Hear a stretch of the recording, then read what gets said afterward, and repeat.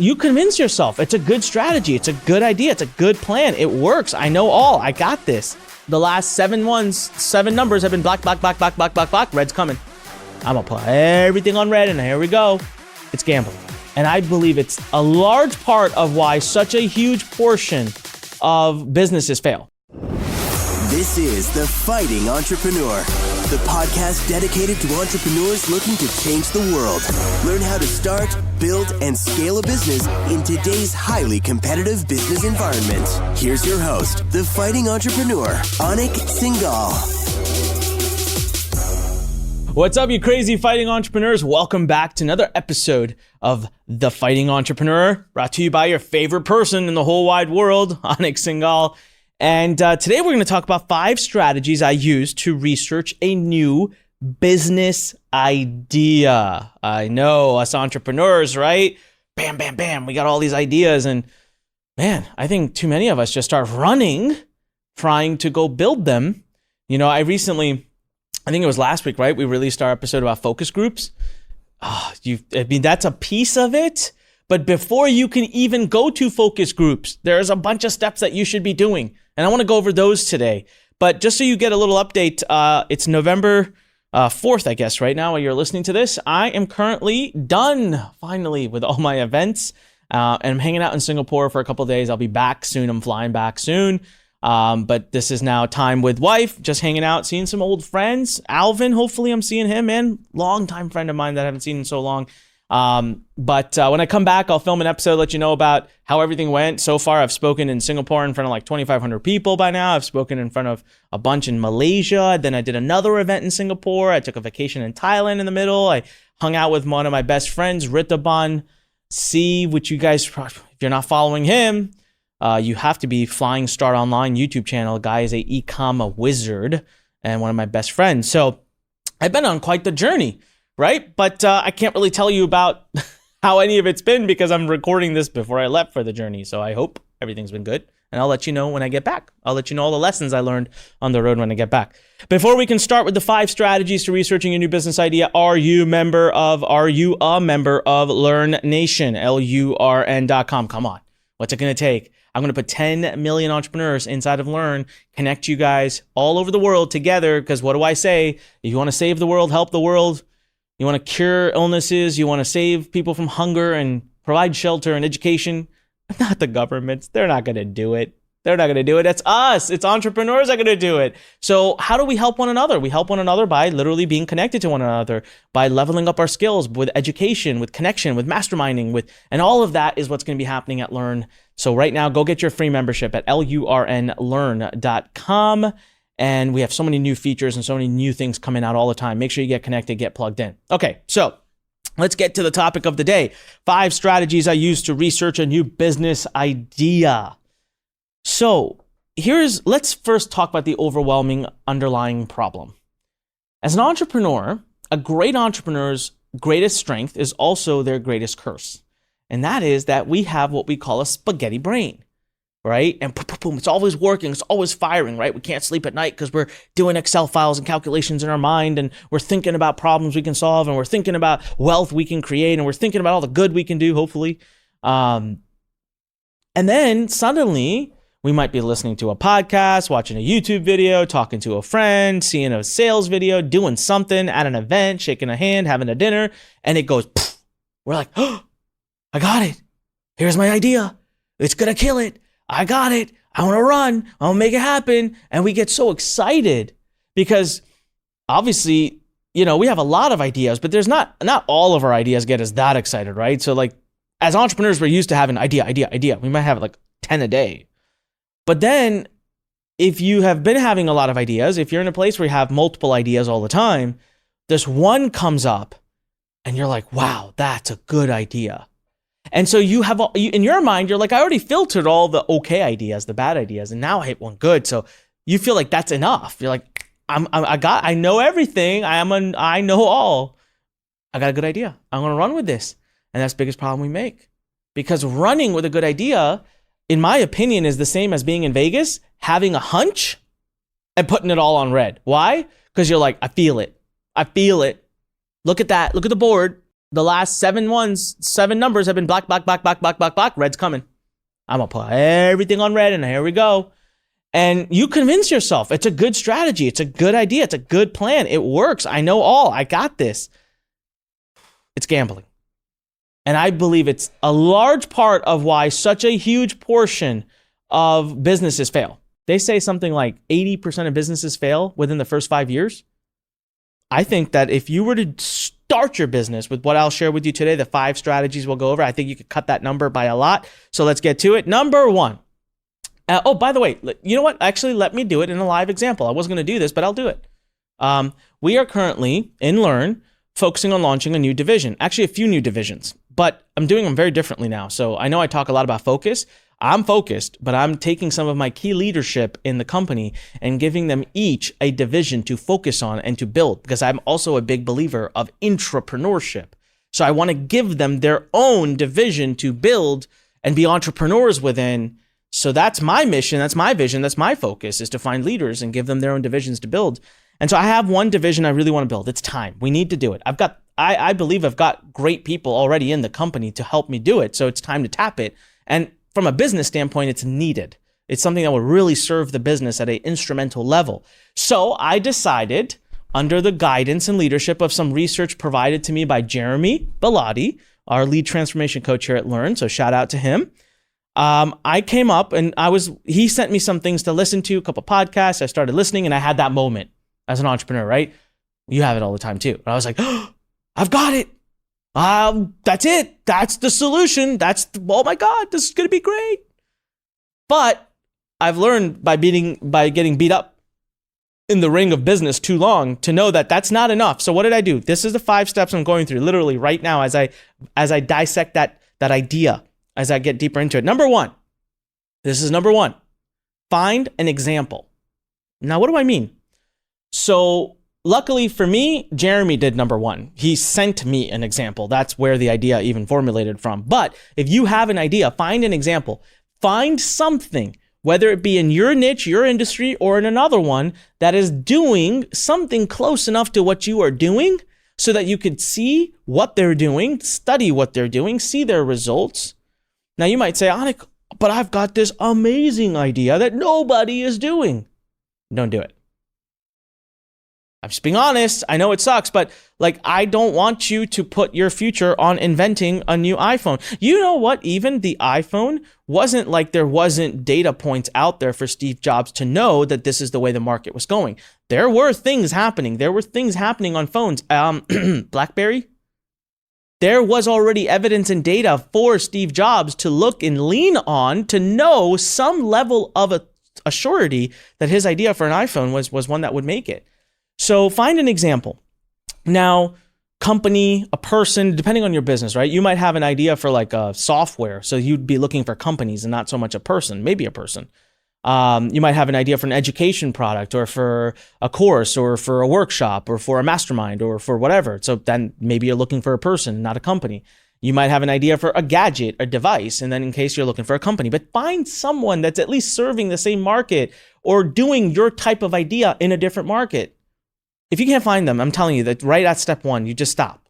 It's just, unless you are a business wizard, you have millions of dollars and you are ready to risk some of it in innovating, don't do it. Innovation should come when you have the appropriate resources for it. It should not be the first business you build. It should not be the business you put everything on. It should not be the business that as an entrepreneur, you want to first go out after. This is my opinion. There are many other people out there that disagree. And what those people do, by the way, is they have this brilliant idea. They're going to invent the next rocket that can take you to Mars. Obviously that doesn't exist, but then they go out and raise millions of dollars from other people that believe in that. So it's a different kind of entrepreneurship, and that's not the kind we're talking about today. So now Russell Brunson has created this thing called funnel hacking, right? He talks a lot about it. And for a lot of us, we've been doing that. I've been funnel hacking since before funnel hacking was funnel hacking. I've been doing it forever, but I want to take it one level higher and I want to call it business hacking, because that's what I really do. A funnel is much further down the line. I want to first hack a business. So with this particular example, Jeremy sent me a person that I listened to and I saw some things and I was like, boom, I had an idea. But my idea this person that he sent me was a perfect example of it. Their company has ridiculous numbers, amazing success, and they're doing exactly what I intend to do in a different market with a different person. It won't be competitive. I'm not disrespecting their trade. It's just valuable evidence. So now I've got a company, I've got a person, I can see their funnels, I can see their ads, I can see their messaging, I can see their results, I can look at their product, I can buy their product, I can see how they deliver it, how they set up their structure. And now I can do my research. R&D may begin. And they're not the only person, by the way. I found 2 more people that I'm going to be doing the same process with. So I didn't just find one company, one person, I found multiple. Now, the more companies and more people I can find that are doing what I'm trying to do, the better idea I have, the more assurity I have that I will succeed. Okay, so that's number 1. Number 2, we move into what I call binge-free information. I go into a massive binge mode when I have a new idea. I love it. I just love to surround myself with information about it. So what did I do? I immediately made a list. I sat down for 2 hours where I had nothing else to do. And I said, I'm not going to actually listen to information during this 2 hours, but I'm going to create a spreadsheet and put links in it for all of the places where I can find relevant information. 2 of the places I love going to lately and have become addicted to for free information, YouTube, but even better, are you ready? Podcasts. I don't know what it is about podcasts. People will divulge so much more information and private information on a podcast than they will anywhere else. I can't explain it, but it's true. I'm shocked by myself sometimes how much information I'm willing to give up learn about my vision, about my mission, about my dream, about what I'm doing, about the results of what I'm doing on a podcast than I will ever in a room. If I'm sitting in a room of 6 people that are marketers and we're in a mastermind, I gotta be honest, there are some things I might not say, but for some weird reason on a public podcast, I'll throw it out there. And I've seen this from other businesses and other personnel. When they're being interviewed on a podcast, they'll divulge all kinds of information. Now you might say, Anik, what if they are not on podcast? This is why I have the Fighting Entrepreneur. I'm being honest with you. One of the reasons I started this podcast was so selfish because I knew that if I could grow a huge following and I knew if I could have a big podcast, I could get and learn from the best of the best. I would be able to learn any skill or trade I want. So for me, I didn't put this on my 5 steps, but for me, part of binging free information is, guess what? I reached out to 3 or 4 people that are amazing experts in the type of business now I'm looking at building, and I'm booking them for podcast interviews. So they're excited to come on because it gives them exposure because our podcast is growing so fast. It's got such a huge and targeted audience, but also it just so turns out that some of those people have done episodes on podcasts before. So go to Google, type in their name, type in the company's name, and type in podcast. And binge it all. Even if you feel like it's not relevant, even if you're like, wow, but they're talking about their customer service routines. I don't care about that right now. No. You have no idea the kind of data that comes out. Go watch it. Go listen to it. They might start telling you how many customers they get. They might tell you how many customer support requests they get. They might tell you how many hours they take to respond. They might tell you specific stories of types of challenges their customers have faced. All of this is brilliant intel for you. You need it. So now what I do is I stay in step 2. I will stay there for like 3 weeks, sometimes 4 weeks. This is, I mentioned to you in a prior episode, it was a Monday episode a week or 2 ago where I said, one of my friends and coaches, he has a nickname for me, he calls me the Flash. This is all a part of me slowing Flash down, trying to do some research first. And that is, I might spend 2 weeks, 3 weeks, 4 weeks until I feel like I've binged enough free information that I have evidence, facts, data, numbers, stats behind my business idea, and I still like it. After divulging in 2, 3, 4 weeks of free information, binging it, if I still love my idea just as much as I did the day it came up with it, I'm on a good track. Do you know the other thing is, how many times have you had a brilliant idea where that night you're like, yeah, this is amazing. And then a week later, you've already forgotten about it. Or a week later, you just don't feel as strongly about it. Now what happens is, if I've gone through weeks of binging free information, if I was going to fall out of love with the idea, I've fallen out of love with the idea. And yes, guess what? I've had many ideas that once I start binging the free information, I'm out within a week. As a matter of fact, I noticed something this morning when I was getting ready to come to work. There's this big, thick book. I don't want to tell which one. It's a big, thick, big book, right? I was so excited about it a week and a half ago. I was like, I'm going to read this whole thing. I want to learn what this company does. I'm going to understand their infrastructure, how they hire, how they set up their team structure, how they run their business, blah, blah, blah. I was started reading the book. I got 60 pages in. Guess what? I'm out. I was laughing at myself because I took a lot of pain to like print the book, and just, it's one of those like books that's not readily available. You can't buy it. So it was like, it gets snuck around as a PDF, which the company wants, but it's crazy. It's a good marketing ploy. So I had to print it. So I printed it all. I wasted all this ink. But I'm out. I just saved myself God knows how much headache, because what I almost did when I had the idea, I was like, this book is awesome. I'm going to give it to my top people, my top 3 or 4 people. Read this book. We are repositioning. We're going to build. What? Calm the heck down, buddy. Read it first, divulge it. See if you binge it, not divulge it, binge it, and see if like a few weeks from now, once you're finished, you still feel as excited. I didn't. Within a week, I was off the bandwagon, saved everybody in the company a bunch of pain. All right, so that's a little tip. Go podcast heavy on the topic that you're looking for, okay? So I don't necessarily follow certain podcasts. Like, I'm not a very enthusiastic subscriber. There's a couple I listen to, but I listen to a lot of podcasts because I go topic specific. I go looking for episodes rather than podcasts. Okay, number 3, we move on to number 3. Create your preliminary plan. So now you're weeks into this idea. You've done a ton of research, ton of information gathering, and you still love your idea. So now I start to create a plan, okay? And part of my plan is, I start with marketing, ladies and gentlemen. I never start with product. I start with marketing, always. Now, that could be because I'm a marketer. That's my trade. I love marketing. I love ads. I love hooks. I love angles. I love copywriting. I love funnels. I love all of that stuff. But I like to start there first, because you know what? You could have the best product in the world, but if your marketing isn't on point, if you don't know how to get people to see the product, what's the point? So I make a marketing plan. I look at Facebook, I look at Google, I look at what audiences I would target. Are they readily available? Are they easy to access? Are other people targeting them? I go and I look at the brands that I was researching in step 2. What I do is I go to facebook.com/ads/library. Write that URL down. It'll be in our show notes at onicpodcast.com. facebook.com/ads/library. I go to that URL. I look up all their ads, all the brands and all the persons that I was researching in step 2. I can see all their ads. I want to see what kind of hooks they're using, what kind of angles they're using, how many ads they have. If they have like 50 ads, I know that they're deep into it, that they're doing a lot of media buying, that they're serious about it, which means it must be working, which means I could do it. Very easy for me to replicate. If I only see like 2 ads, then I'm like, they're not doing a lot of ads. What else could they be doing? Let's go check out their Google rankings. Let's go check out their podcast. Let's go check out their social media. Are they using those outlets to get this stuff to work? So I'm in major planning mode. What's my marketing look like? How am I going to access the audience? What am I going to say to them? What will my ads look like? Okay, then once I feel now, listen, at any one of these steps, I might fall off the map, because I've had ideas where, okay, I'll give you a prime example. Are you ready for this? I actually did not apply this 5-step model, and I spent tens of thousands of dollars. I invented something.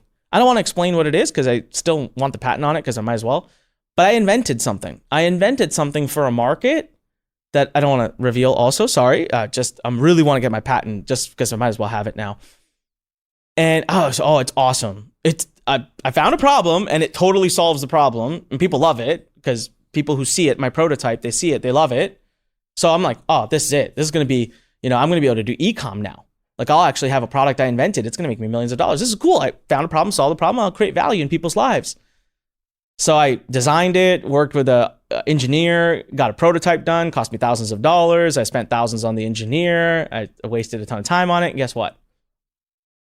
The niche that it's in, it is impossible to target that niche on Facebook and YouTube or Google. It's not like, by impossible, I mean like they don't allow it.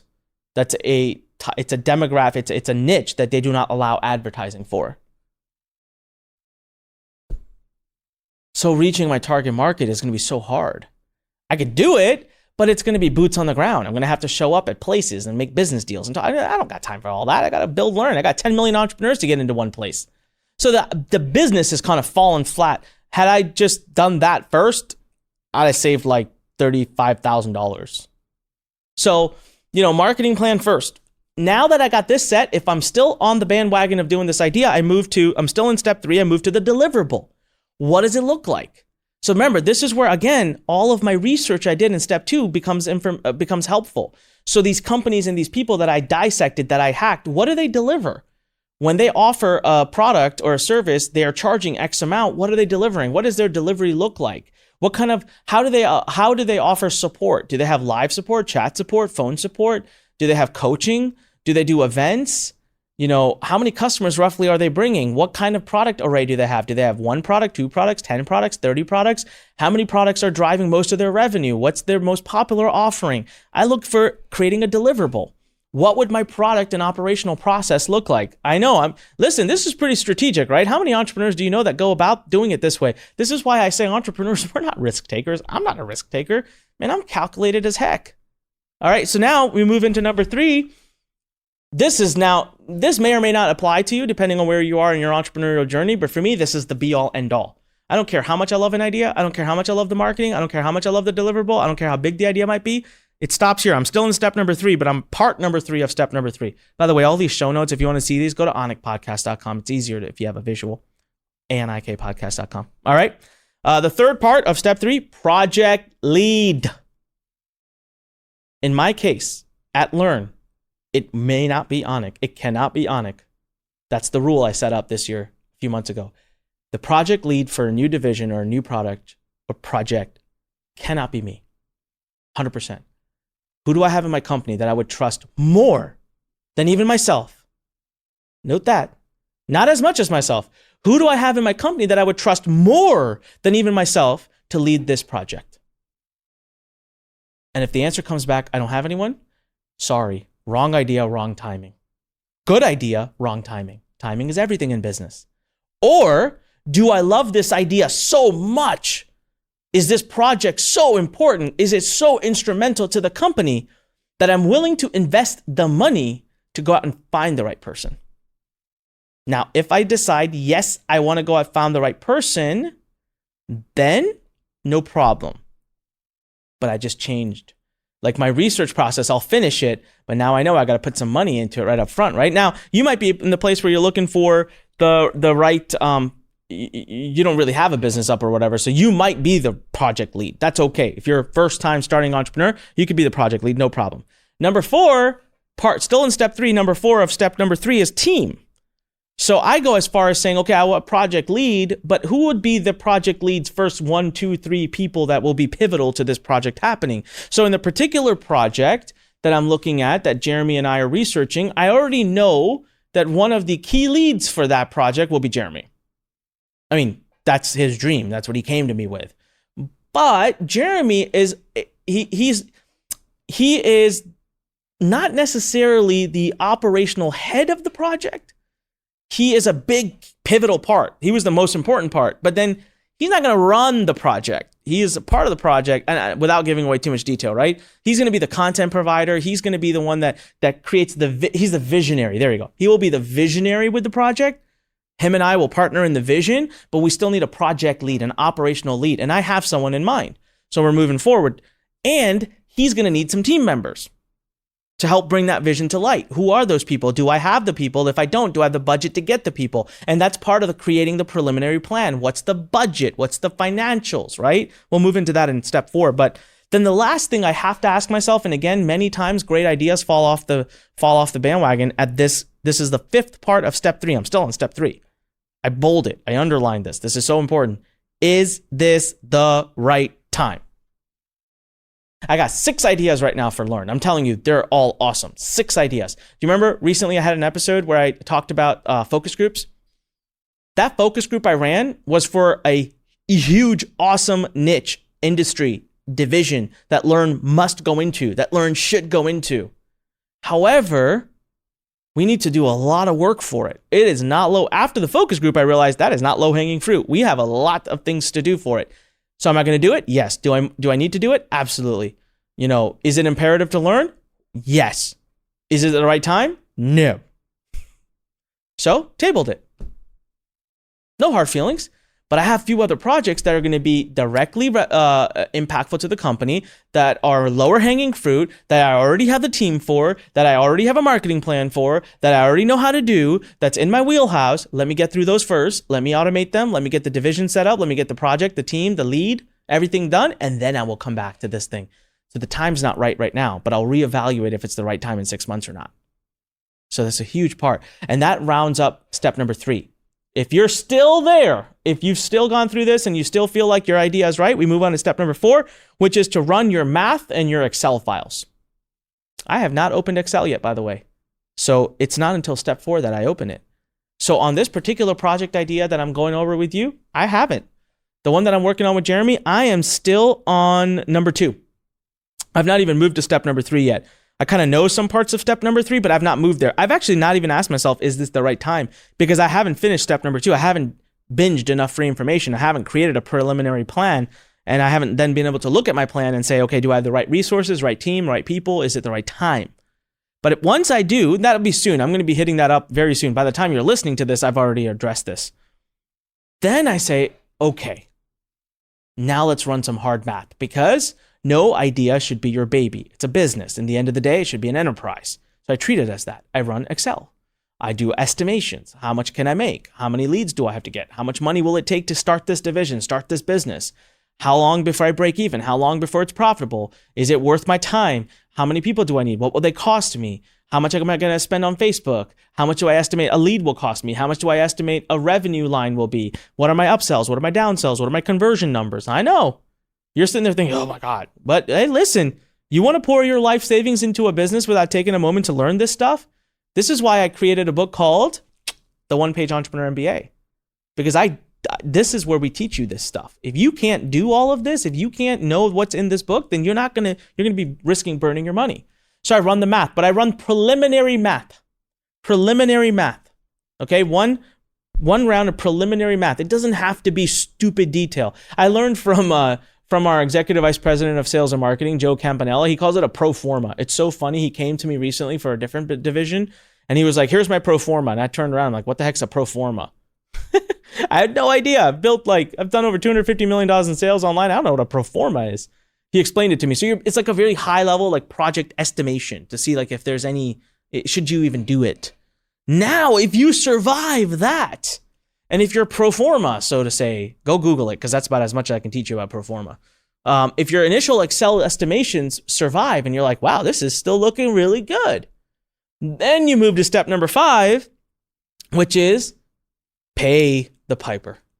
I buy information, I buy courses, and I pay consultants. I go out and I find the top people in that space that consult that type of idea. I pay them thousands of bucks. I would do it before I do any new idea, because I don't want to waste. Time is our most precious commodity in the world. I don't want to spend tens of thousands of dollars and hundreds of hours of my time and my team's time on an idea if I could avoid a bunch of pitfalls. So I will usually seek out minimum 2, if not 3 consultants and book time with them. Now, thanks to me, I got this podcast. A lot of times I get them for free. Sometimes I don't. Sometimes I pay them money. I'll pay them a couple grand, $3,000, $1,000, $500, whatever. I buy time from them. And then what I do is I show them my preliminary plan under an NDA. I say, here's what I did. Here's my research. Here's what I've got. Here's what I'm creating. Here's my deliverable. Here's my marketing plan. Here's my ads. Do you think this will work? Here's my financials. And they look at it and they say, oh, this will either be awesome, or why don't you, you have a pitfall here, pitfall here, pitfall here. You're missing this, you're missing that. Fix this, fix that. So in a matter of usually a month, and after spending maybe just a few $1,000, $2,000 or $3,000, I have like this solidified business plan. My one-page entrepreneur MBA. I have a quote-unquote business plan. Not what they teach you at Harvard. That's nonsense. I have a business plan that an entrepreneur should have. And now, after I have made final tweaks to my plan, thanks to the advice of the consultants, I will revisit step number 4, run the math one more time, and this time I'll make the math more specific. And if I have survived that, ladies and gentlemen, you have a great business idea. But notice how much work we put in. And this is why most of my companies and most of my businesses succeed. Because at some level, I put them through this business hacking cycle. And if they don't survive this, I don't do it. I'm refusing to be impulsively passionate just because I have an idea. I want to be strategic. There you go, entrepreneurs. Make it happen. Listen, as I always say, when life pushes you, stand straight, smile, push it the heck back. Those are 5 strategies I use to research a new business idea. Make sure you leave us a comment. If you're on YouTube, click subscribe, click the bell icon, and of course, click the thumbs up icon. If you're listening to us on your favorite podcast platform, make sure to hit subscribe, and please do leave us an amazing review so we can spread the goodness of the Fighting Entrepreneur to the rest of the world. And as I, always tell you, go to anikpodcast.com, anikpodcast.com. We have so many amazing episodes that have been there that we have every topic you can imagine covered. We've had some amazing experts come through, and you can, of course, grab the show notes from today's episode as well. Go to learn.com, LURN.com, sign up for free, become a part of the family. Come on, fighting entrepreneurs. Until next time, go out there and fight for your dreams. This is Anik Singhal, signing off. Thanks for listening to The Fighting Entrepreneur with your host, Anik Singhal.